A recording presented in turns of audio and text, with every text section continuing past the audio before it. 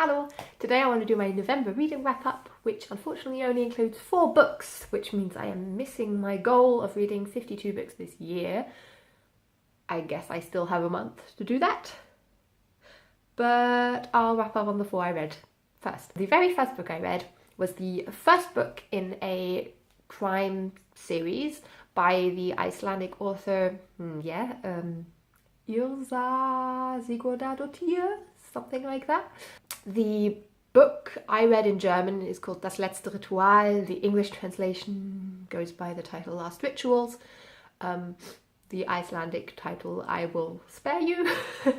And it is about the murder of a German history student in Iceland. He's on exchange, and a female lawyer is hired by his family to look into the case because she has some German knowledge and some of the documents she will have to look at are in German, but obviously she can also speak Icelandic, so that will also help. They want her to look into the case because they believe that the person the police have arrested is not guilty. So the reason why I picked up the book was because the history student, the young guy who's killed, he went to Iceland to research witch hunts and witchcraft in Iceland, and that's also interwoven with how he's killed. There are some sort of scary runes found, and it does feature very strongly, and that part I did find really interesting, the history of witch hunts in Iceland.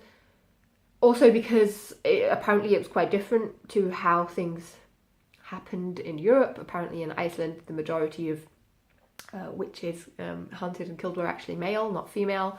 So I thought that was very interesting. I didn't know that. But unfortunately, besides the whole witchcrafty stuff, I didn't love the straightforward whodunit character. I didn't find the sort of suspects very compelling, and in the end, I don't know if I should say this, in the end I wasn't surprised by who is the killer.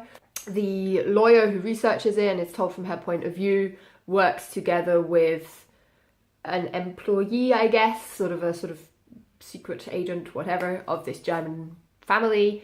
They have a sort of chemistry, I guess they're supposed to have. I didn't care too much. Her family life is featured in quite a lot of the chapters. She has 2 children and is a single mum, and I didn't care about that. So I really wanted it to just be about witchcraft and this killing of the student and maybe who killed him, but even that, well, I only gave it 2 out of 5. Maybe the German translation also lost some of it because there are parts, I reckon, in the original that are in Icelandic and parts that are in German. Of course, it being translated into German, you lose that aspect, but that would be the same in any translation, I guess. So not a great start. The second book I read was My Everything by Kate Marsh. I read this on my Kindle expecting to get a sort of quick read, feel-good book. What I got instead was the book of Hannah, I believe she's called, and she decides to ask for a divorce with her husband the same day. He has a stroke, and they're not old. That sounds wrong. They're sort of like in their, I don't remember, mid-30s, something like that. So he's very young when he has a stroke, and because of it she doesn't break up with him. She sticks around and helps take care of him, and we get flashbacks to how their relationship started off and developed. And I did find it interesting sort of to sort of see how, basically how a couple can really quickly forget what they liked about each other in the beginning and make sacrifices for a relationship that in turn weaken their foundation because they give up parts of themselves. I really often just thought, oh, come on, get over yourself. Like, yes, I get that things can get a bit stale in a relationship, but this is also kind of your fault. I found quite a lot of the characters a bit annoying. But I still ended up giving it 3 out of 5 stars on Goodreads, I believe, because I wanted to read it and I got emotional. And maybe give it a read if you sort of enjoy the more tearjerkery chicklet genre, I guess. Then the only book I read in physical copy this month was, I have it here, but I don't want things to fall out, Der Hals der Giraffe by Judith Schalansky. So this was a German book, which ironically, though, we decided to read in my English language book club. So I read it in German because my mum had it, so I could just borrow it from her. But the other members of my book club read the English translation, which was really interesting because it got us into the conversation about what books and translations are like and what works and what doesn't work. It's about a mid-late 50s, not sure, biology teacher, Inge, who basically just comments on her everyday life, on her life with her husband, on mainly her life as a teacher and the students. And she's this really grumpy, bitter, cynical lady. Like, she does not enjoy life. But she loves biology, which I thought was quite powerful. I do think you encounter teachers who don't love children, but they really love what they're teaching. So it's kind of hard for you to blame them almost if they're not a good teacher. I'm not sure.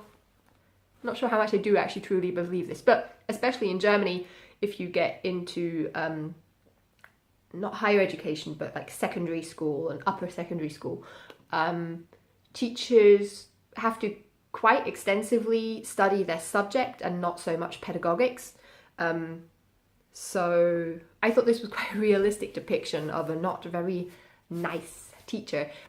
The book itself is really pretty, I thought, because it's interspersed with sort of old illustrations of like biology textbooks. Yeah, there's the one really cracked me up. This is the sort of seating chart of her students, and she comments on them, trying to remember the names, and well, all of the traits she gives them are not very kind. I will say that I enjoyed it a lot, but all the other people in my book club who read it in English didn't. So I do wonder whether the translation loses quite a lot. They commented on it being confusing sometimes. What is the actual storyline, what's happening, and what are just her thoughts. And I didn't find that confusing at all, so maybe that is due to the translation. Also, I would say I enjoyed it quite a bit more, I think, because I actually went to school in Berlin. And even though I never lived in a divided Germany, I had teachers who did.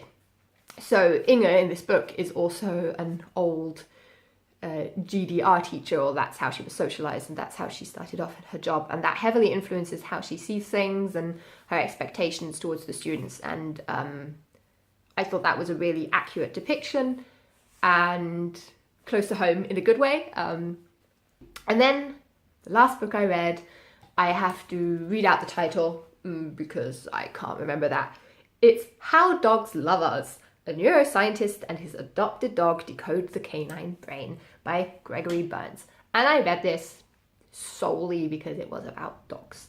And yes, I also studied psychology.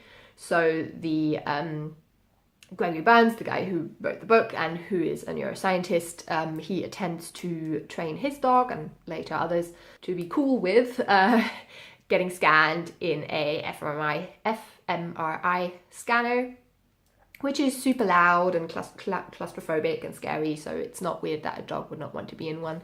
And he sort of takes us through the process of how the members of his lab come up with the idea to do that, and the questions they want to ask, and especially how they train the dogs. I ended up giving it 3 out of 5 stars. I could have given it less, but I think that's just impossible for me if a book is about dogs and the love of dogs, because that's also what features most closely. He talks about his family life and how the dogs that they have become family members, and the heartbreak of losing a pet, and how his communication with his dog improves by training it for his studies. But the actual science and the actual results are very thin. He touches on them briefly.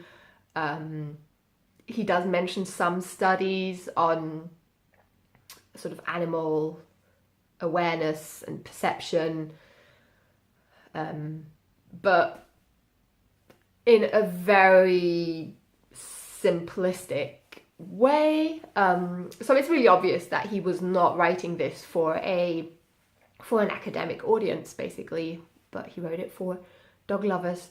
And I'm a dog lover. I thought it was cute, but at times I did actually think, well, actually, I could go and read the articles that they wrote and I would be better informed. And that was it. Those were the 4 books I read. I hope you have a wonderful December with Christmas coming up, and speed through those reading goals that you maybe have. Have a very nice day. Bye-bye.